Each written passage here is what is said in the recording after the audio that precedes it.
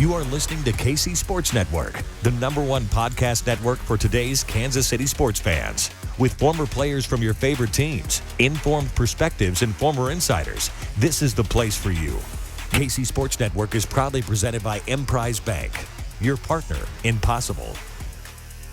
Another episode of Booth Review presented by Emprise Bank. A bank is more than a building down the street. It's a partnership for some of life's biggest joys and obstacles. Emprise Bank has all the tools for your rainy days and your brightest moments in life. They're your partner in possible. Sign up online for an account today and let them be part of your journey. It has been a very fun journey here at KC Sports Network and a very good, enjoyable journey with Scott Chasen. Find him on Twitter at Chasen Scott. Hi, Scott. How are you today? I'm doing great. Kent_Swanson on Twitter. Why? How are you doing today? I'm all right. It's good to be back. I'm looking forward to the next 100 episodes of this show with you, right? Right? Something like that. For those who didn't see, I put out on Twitter. So I'm actually going to work at the Kansas City Star as the new assistant sports editor there. Super excited about that. Super stoked about that. Sad that this not podcast is coming to an end. It is not ending. Kent will be continuing. Kent is amazing and will do a great job with this. But my time on it, I'll be here today and I will be here Saturday. And then it's into the void for Kent to find a better and bigger replacement. Yeah, I am. I think the show's just ending. We're just gonna call it. I'm bummed. I'm a little bit bummed. That this version of Booth Reviews ending with me and Scott. I think we talked about this when the show first started. I was extremely excited to work with Scott. I have thrown his name around a lot of times for whenever we get into the KU space. And then this opportunity finally presented itself, and I was beyond thrilled to do this. And it has been an incredible, half of a season. No, it's been a few more than that. It's a great couple months. It's been a really, really great couple months.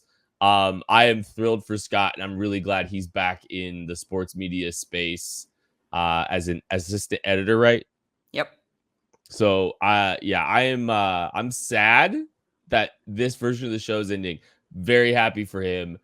There are big shoes to be filled, though, my friend. I hope you understand that this has been an absolute pleasure the last 2 months. Well, I appreciate that, and honestly, the thing that makes me happiest about doing this is that a lot of KU fans got a platform to hear Kent and Kent knows, I've told him this before, but, everyone brings different strengths and weaknesses to talking about what they do. And I think one thing Kent does better than probably anybody is understand what goes into football and how successful football happens. You get to hear from a college quarterback, and you'll get to continue to hear from a college quarterback about a team you care about if you're a KU fan. So that's made this awesome for me.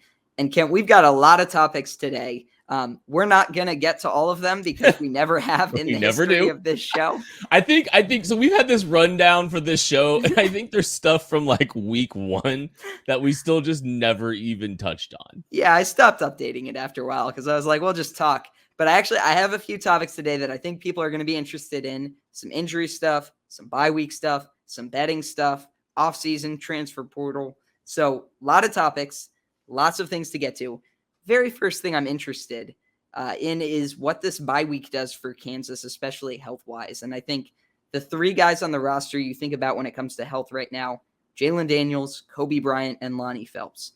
Lonnie Phelps was obviously playing, but he only played like 15 snaps in one game. He's been dinged up. He hasn't been the same. Jalen Daniels obviously out. Kobe Bryant obviously out. My question for you, Kent, I assume Jalen Daniels is the answer, but I'd love to hear what you think. If you can get one of those guys back 100% healthy, I guess after Jalen, is it Kobe? Is it Lonnie? Where are you kind of at with those guys returning from injury? It's probably Lonnie. We've talked a little bit about this pass rush, how it's built. And, I think there's a lot of really quality complementary pieces on the defensive line.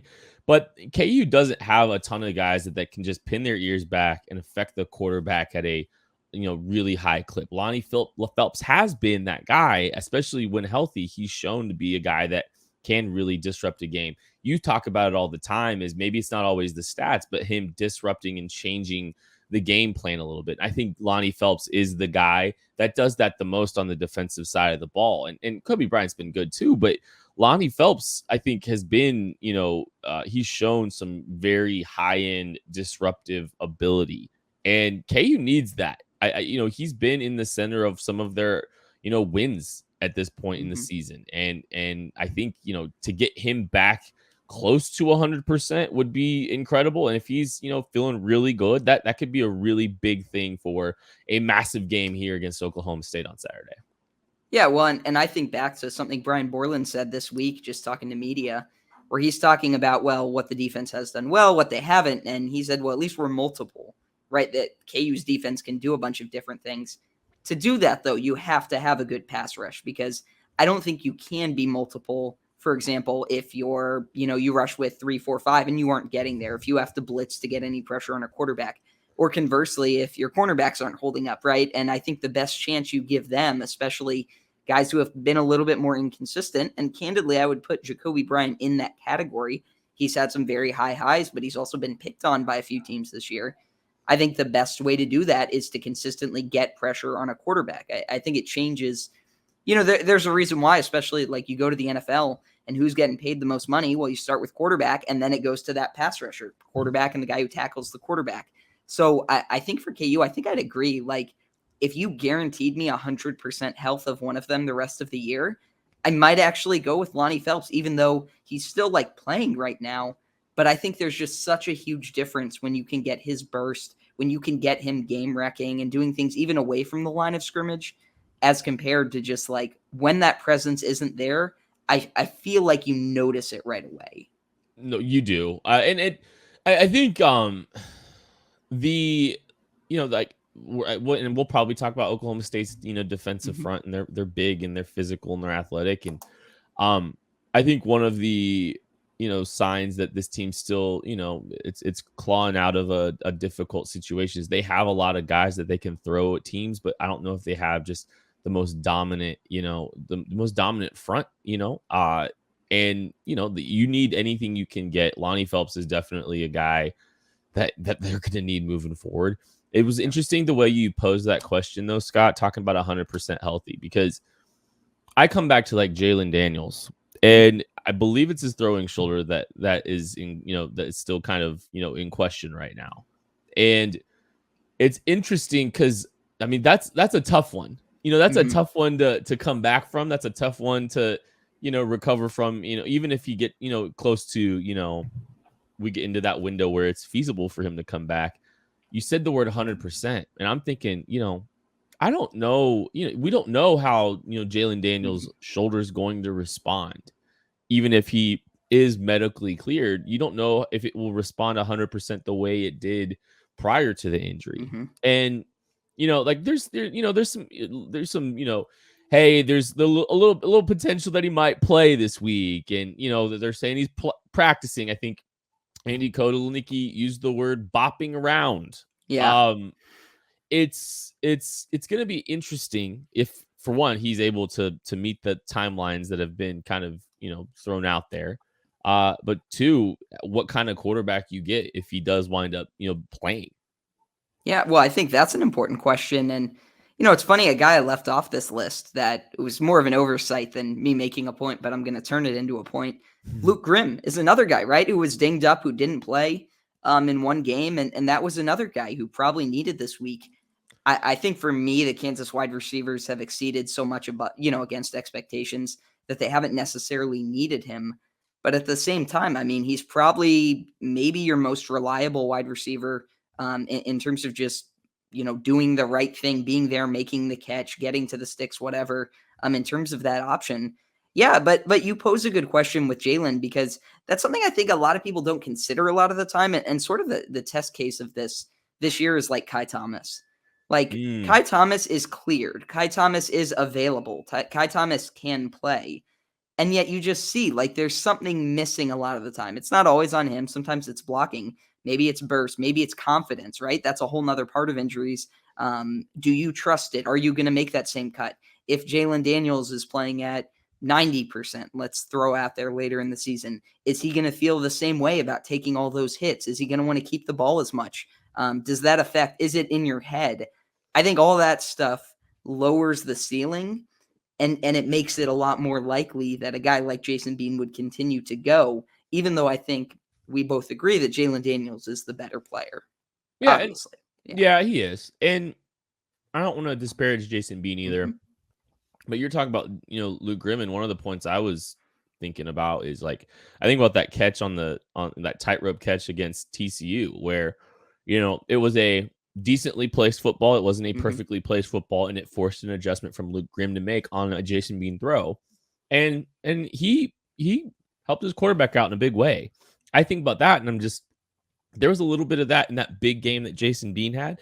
I think that's kind of the difference I think you've seen between Bean and Daniels. And Jason Bean, I think it's in him to win one of these next 4 games. We've talked about this. It feels like we probably talked about this last week, but it's in him to win one of these games. But if they can get a 95% Jalen Daniels back on the field, they need to find a way to do it.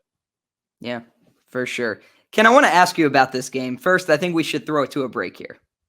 Okay, so talking about this game, something that has shocked me. First of all, the opening line came out. It was like 3.5. I was like, that's dumb. I was like, that's getting bet up. If you guaranteed me that Spencer Sanders is out for the game, okay, then maybe it makes more sense. And maybe he is. Maybe it's just something, maybe Vegas knows. I don't know, whatever. But still, I mean, the point of Vegas is typically to get money on both sides of the line. And I feel like there is not money right now on both sides of the line. And that's what confuses me. Like, I've seen some graphics and some stuff that say people are betting Oklahoma State and the line is moving toward KU, moving from 3.5 down to 2. I think that's super fascinating.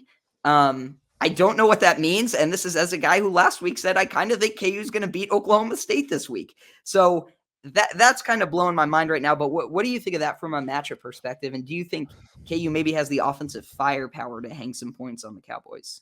I was perplexed and surprised, and I don't know what that line means from an injury perspective. I think we thought Oklahoma State was a winnable football game heading into the week. And I mean, I don't think that's changed. I'm surprised that, when we talked about winnable, I was expecting it kind of to be what most KU games have been this season. KU's a 7 to 8, 9 point underdog. They haven't been favored in very many games this year. So, to see the line moving in KU's direction and all the way down to 2 was kind of surprising. And I look at this game, yeah, maybe it's the Spencer Sanders injury, maybe it's the Jalen Daniels injury, I don't know. But the more I think about it, like, KU hasn't been blown out of a game yet. I think you can make an argument that if KU and Baylor play 10 times, it's 60-40 Baylor probably. I don't think that the Baylor game was the best representation of this football team. I think if KU, is available, there's 2 things that I think about when it comes to this Oklahoma State game. If KU is able to manage the start of the game better, and if they're able to handle the physicality of both sides of the line for Oklahoma State, they're probably, I think they will win this football game. But I'm surprised that we are at this point with this game, because two points that's very surprising to me. Yeah, it's a little odd, especially like recent history of this series, although I don't necessarily think that means everything. Yeah. But I'll tell you this, it tells me they're expecting, at minimum, they're expecting a really good effort from Kansas. And your point about blowouts is a good one, because I was running through this. I used to host a show in Topeka, and I co-host with Tim Fitzgerald, and I was just running through blowouts, like Big 12 blowouts this year. Like, what just happened in the Baylor Texas Tech game last week. It's not just like OU Texas, massive blowout, 49-0. K-State Oklahoma State, 48-0. Texas Tech Baylor, like, there haven't been a ton. It's not happening every week. West Virginia got blown out, I think, by Texas Tech. I can't remember. But there have been like a good number of just maybe not shocking results, but just dominant results, game 30+ point games, whatever. And you're right. You've brought that up. Like, KU's version of that is the Oklahoma game. And quite frankly, I don't care that game ended at 10 points. on that day, specifically that day, those two teams could not have been further apart. That was really, really good Oklahoma, really, really bad Kansas, and Kansas got in a groove at a certain point. And, you can argue about OU's effort level or whatever. I think if you replayed that game, KU's effort would be markedly better, and I don't think OU would play as well as it did. I think that was kind of just the way that went. Agreed. But yeah, KU hasn't been blown out. KU hasn't looked inept. Like even in that game, it started 14-14. Like there have been times in every game this year that you've been like, yeah, these teams are on the same plane, at least how they're playing right now. And to me, like Baylor, the second half of that game, it was very much like a basketball game where one team goes on a run to start, the other team kind of figures it out. I'm a big NBA fan, Kent. And that's like every NBA game. A team goes up 20 early, then the other team kind of wakes up and starts executing, and then it's in its groove. And now it's, you get to the fourth quarter and it's a 3-point game. And it's like, okay, well, let's find out which team's better. That was kind of the vibe of that game to me. And candidly, I'm not sure if you extend that game 15 minutes, I'm not sure Kansas doesn't end up winning that game. So not to pull a Steve Sarkisian on that one. But well, you could also pull a Bill Self, it was from Yeah. the 2012, natty against Kentucky. We just ran out of time. Yeah. He was wrong on that one though. But look, that Kentucky team was really, really good. Anthony Davis was really, really good. Okay. But yeah, it's just interesting to me because I really want to see what Kansas does. There are also a few guys who haven't played a ton or in one case at all that Andy Kotelnicki kind of identified as the stock being up on. And I don't want to make too much of this because I think a lot of times when coaches do this, they're playing I don't want you to get discouraged /transfer game. And so they'll list like Ethan Vasco was a good bye week performer. Okay. What does that mean? If Ethan Vasco was the top performer on this team during the bye week, I'd say that's a problem for Kansas that no one on the roster who's on the 2 deep was a better performer than the third quarterback. And that's to take nothing away from him. You want guys on the 2 deep being there. He gave 3. Kotelnicki said Douglas Emilian, Kobe Baines, Tanaka Scott. And I'm curious if any of those stick out to you, give you a take, make you think about something. You ready for a little tinfoil hat on we're recording this on a Tuesday? Go for this. Hey. So, Earl Bostic's been dealing with some injuries.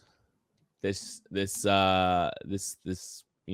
recently. It's been tough for him. He's been slugging through. He probably is another guy that probably needed the bye week a little bit more than some other guys.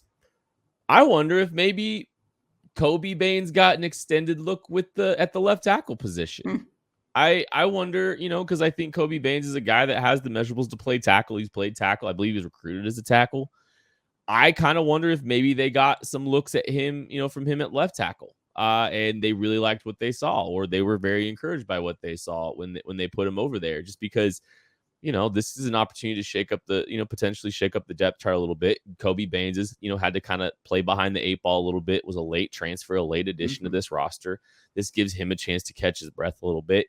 I mean, if he's been working at the left tackle position, and that could be an indicator there. I'm just putting 2 and 2 together. Maybe that is something that's happened. They're getting him a look over at the left side. Well, it's interesting to me, at least, just because you've had injuries, and with how the line is set up, like when those injuries happen, they can move Michael Ford. If he's not the guy who's injured, they can move him to a tackle spot and move Bryce Cable to over, or figure it out. But yeah, you had 2 linemen go down in the last game. Now I know Bostic returned, but you're right. He's been banged up. He's had to come out a couple of times. Michael Ford has been banged up, had to come out a couple of times. And just from experience, I'll just jump in. You think vet days in the NFL, like some of these guys, especially these older guys, you've seen them, like an Earl Bostic is a prime guy that could be one of those, even if it's not, injury related completely. It's probably into some capacity, but just a vet day or a vet, managing him and his body to get through the next 4 games would not be something I would be surprised KU is doing either. Well, yeah, that's kind of where I was going. Just like having quote unquote utility guys taking the more like baseball approach, even of like, maybe not taking a game off, but yeah, this guy's off to a slow start, whatever, feeling more comfortable. I did think it was super interesting that Kobe Baines got brought up.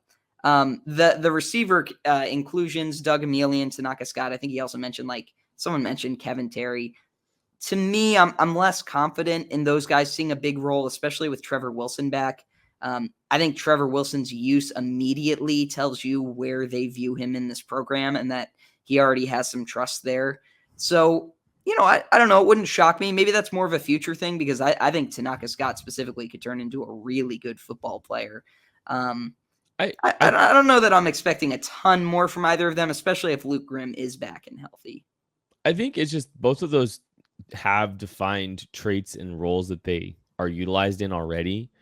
And maybe they just want to try to get that involved a little bit more. With Tanaka Scott, they try to manufacture a touch or two for him every game because he's a giant, physical, athletic guy. And it's a simple plan. We're either gonna throw the ball on a screen or we're gonna throw a fade ball to you. We're gonna put everything in the boundary and put you one-on-one with some poor cornerback and see what happens. But then with Doug Emillion, it's like, hey, this guy does a lot of the little things that you need to be successful. And he's been a good blocker. I think he's shown some ability as a route runner and all that stuff too. So I could buy it a little bit, honestly. It's just a matter of, hey, how do you integrate them with a already pretty deep rotation at the receiver spot? Yeah, and are you taking tight ends off the field to do it too? Because I think those guys, like you talk about a unit overperforming, obviously the receivers are on there, but the tight ends have shown some growth. I mean, Tavita Noah was basically like a, thought about, at least at the time, was like off-season addition. He'll have his packages. And Mason Fairchild and Jared Casey, and to an extent Trevor Cardell, were just kind of like, no, we are the top 2 tight ends on this team. We're way better than everyone else, and we've actually improved a lot too. Mason Fairchild in particular, I think his game has come so far. And so, yeah, it's interesting to see that improvement basically across all the skill positions, but most notably, receiver and tight end have made huge jumps. And but we've talked a lot. I think it's interesting that 3 of the guys he talked about were guys that have been behind the 8 ball in some capacity too. And I think that is interesting. It's like, and I think, okay, so like, let's think about last year, right?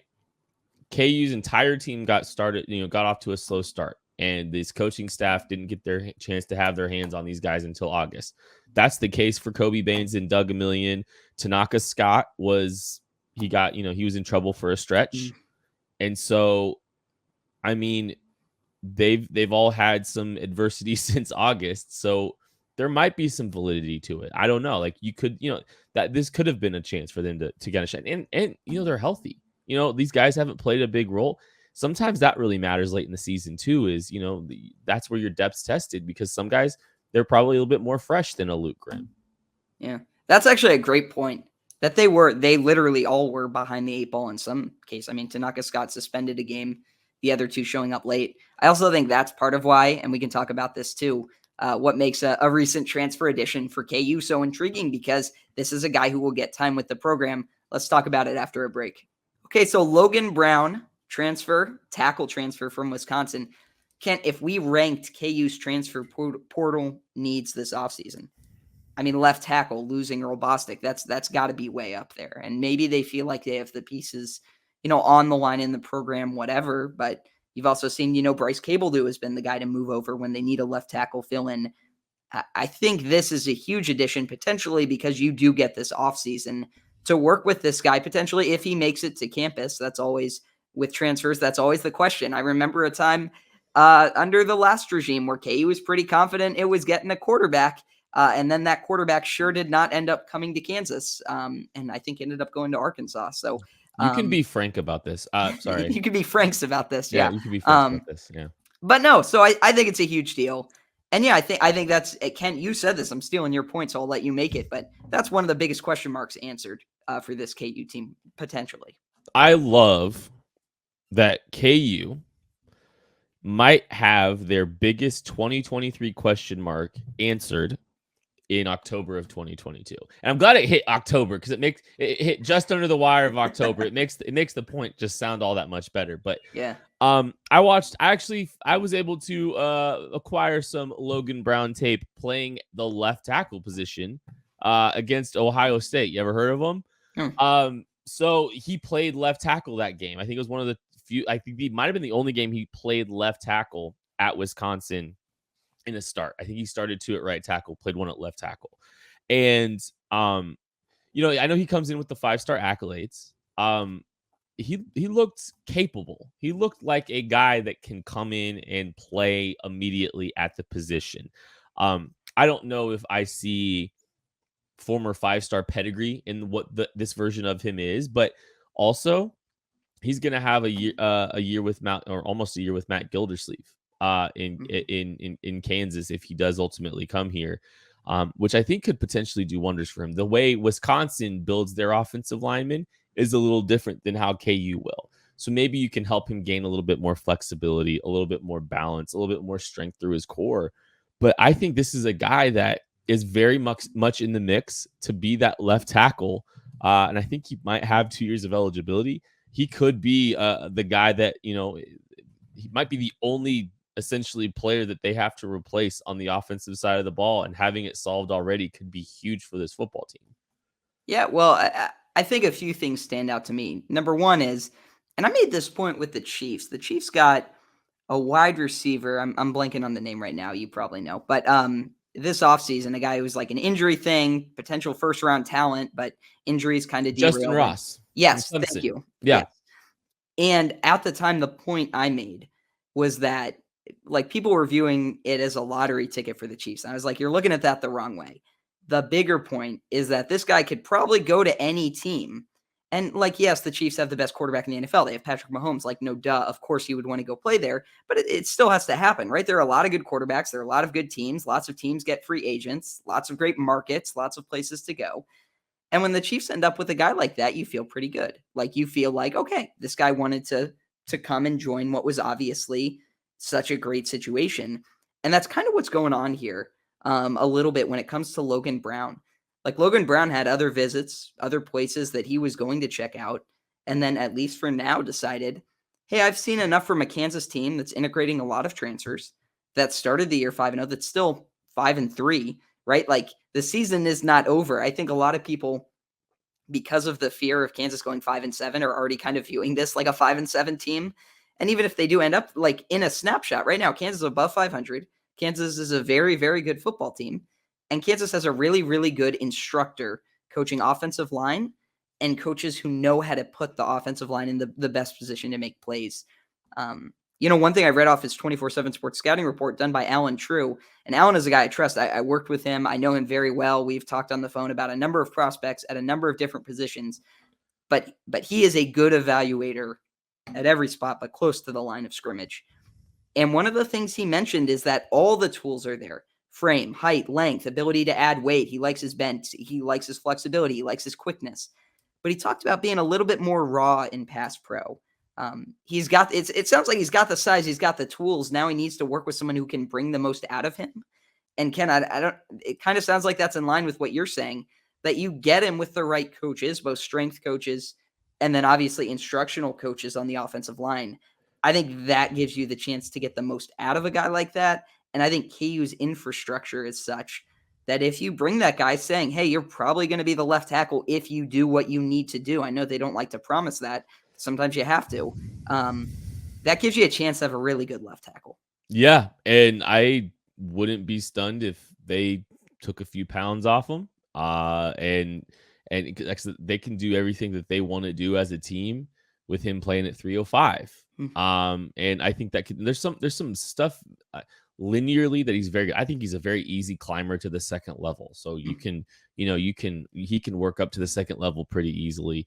There's some stuff in pass pro that he definitely needs to work it with.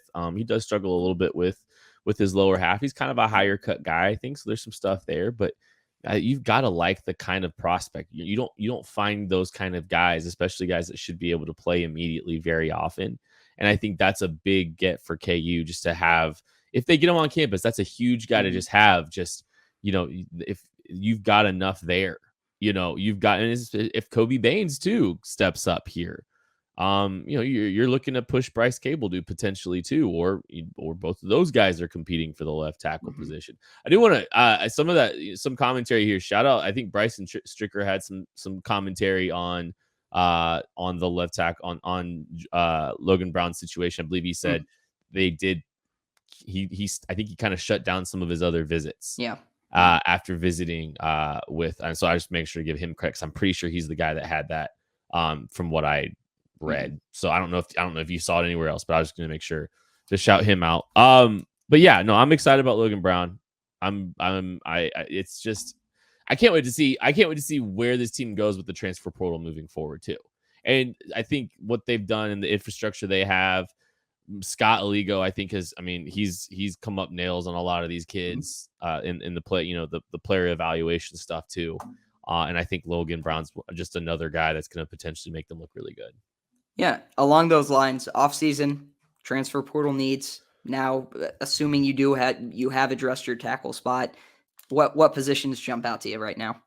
I still think you need to get older at corner. And I think that'll help. I mean, Romello Dotson and Jacoby Bryant, another year in the system will help tremendously, but I still think you need some depth there.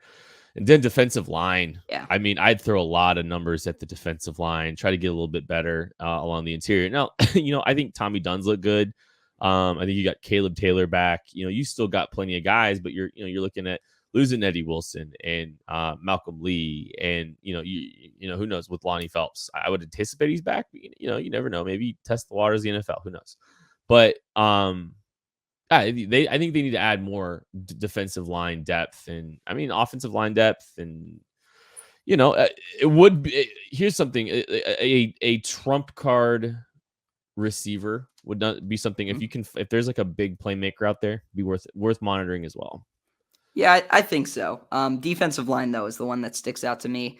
I've got another one that's kind of cheating, but like Kai Thomas getting healthy / Daniel Highshaw returning, that's the one when it's like, you know what our biggest trade deadline acquisition was? This guy who's coming back from injury. Okay, that, Josh Briscoe. Yeah, there you go. But that's they say in the NFL, they say that was the Golden State Warriors. What did they get at the trade deadline? Klay Thompson. He's back. But I think that matters for both Highshaw and Thomas, and that keeps you from having to add weapons. I will say this, knowing this staff, unless there's a receiver they love, like you were saying, a trump card receiver. I like that term. I don't totally see them adding to the outside unless they lose guys, and they are going to lose guys. But yeah, I think you shore up the defense. I think you bring guys in. But at least what I understand about Brian Borland is it's getting the right guys and then getting them time. And as much as people want to change scheme or what they're doing, or they need X, Y, and Z players, I don't necessarily think a ton of new players is going to solve or that like concept will solve a lot of the issues. I think it's more comfort, trust, familiarity, and then making sure the guys can be versatile enough to do all the things that he's going to ask them to do. So I think that's more on the evaluation side. And that's where a guy like Scott Aligo that you were pointing out, like that's where that really helps. And I think that's where Kansas needs to be good. Yes. And it seems like there's an intentionality on acquiring guys that have more than 1 year of eligibility remaining. And I think next year is when you're going to see that payoff, because I think, these transfers have stepped in day one and played well. Don't get me wrong, but the kind of comfortability and confidence that a Rich Miller had stepping onto spring practice this year, the offensive line, a lot of the guys on the offensive line, that continuity. Look at the strides that they've taken, kind of mostly being, I think all of these guys, the entire offensive line, except for Dominic Pooney, was guys that were here a year prior. So I think you're going to really see the benefits of the approach that this team has taken in team building in 2023. It could be a really, really fun year next year, because most of this football team's back next year. And then now you get to dip into the portal and try to find some additional impact guys. Yeah. Best case scenario for 2023, look at what K-State's doing. And then let's do a prediction here too after this. But you look at like K-State as the example. And I'm not saying KU needs to follow the K-State model. What I am saying is they bring a lot of guys back. They have key talent at certain positions. And then the one question is quarterback. And KU's got that, right? If Jalen Daniels is back, KU is checkmark at the quarterback spot. And that's how you go win a Big 12 when you are not Oklahoma or Texas and just reloading on talent every year. You build to something. And I agree with you 100%. I think what they have been building to is, okay, bring in new guys, new faces, get them comfortable, get them in the weight room, whatever. And then if you have a quarterback and you have a way to get them the ball, you can succeed and win games. Absolutely. And I still think this team's ahead of schedule. Mm-hmm. So, they're 5-3. And I guess the question is, Scott, is this ahead of schedule football team celebrating bowl eligibility on Saturday evening? What do you got on the prediction? Yeah, I think I said most likely of remaining games. I would put this one up there. I kind of do think they're going to win this game, and not, I think Oklahoma State is very banged up, and it's not just at the quarterback position. So I think that helps Kansas a lot. I think there's a little bit of a difference between OU loses 49 to Texas and then plays KU getting better versus Oklahoma State is not in that same position. They're very banged up, and then obviously if Spencer Sanders doesn't play, then you have a huge advantage there. But I think the bye week for this team, I think it's particularly big for guys like Dominic Pooney, like who you mentioned, or like the offensive line, or position groups beyond the injuries, just like getting more time to working together, getting more time to try new things and add new wrinkles to things. I think across the board, I really am expecting great football from Kansas. So yeah, I kind of do think KU's going to win this game. I have no idea, like score prediction wise, because honestly, I could see this being a little bit lower scoring than some of the KU games. But yeah, I would be really surprised if this were the game that KU got blown out, unless like it just all falls apart for Jason Bean. I guess that'll be the one caveat I'll leave, but I'm not totally expecting that to happen. I think KU will be there in this game. I don't think this is the game that they fall apart, and I don't expect them to give a bad effort coming out of the bye. Lance Leipold last year worked miracles in November. That team was markedly improved. I go back to this all the time, but the team that you saw against South Dakota in Lance Leipold's first game and the team you saw in November last year, just night and day. That trajectory hasn't changed. That trajectory for this program has not changed. The trajectory of this program is not changing. They are building at a surprising clip. And that doesn't mean they're always going to win games, but it means that they're going to win one this week. I'm calling it 31-23. KU beats Oklahoma State. I don't care who plays quarterback. I'm calling it. I think KU wins this football game. They go bowling, and we send Scott Chasen out on a really high note. That's funny. No, it would be interesting. And real quick, the last point I'll make before we get out of here. Ken, think about results last year to this year. Like they lost something like 52-7 or approximately that to Iowa State last year, and then they won the game this year. Baylor was, again, I'm guessing, going off memory, like 41-14. And this year it basically came down to one stop and score because of how bad they played, going down 28-3 in the first half. Yeah. Like just about across the board, all these games that it was like, that wasn't really close in the end. It's like, oh, now it is. I expect Oklahoma State to be the latest case of this. And Oklahoma State's a very good football team that, when healthy, could be a Big 12 champion caliber team. But I said this last week. You look at betting lines in the conference, they're all a point, 2 points. It's because every team in the conference, it's just this even good quality football that's being played. KU's a good quality football team. They're back home. They got a great chance. Yeah, fresh, healthy as they're going to be. There's a lot to be optimistic about for Kansas, and I'm not going to apologize for playing a team at any point. They've a lot of quarterbacks have come back to play KU, so I think they get one this week. That is it for Booth Review. We will be back for a live post game show after the KU Oklahoma State game on Saturday. We'll catch you later.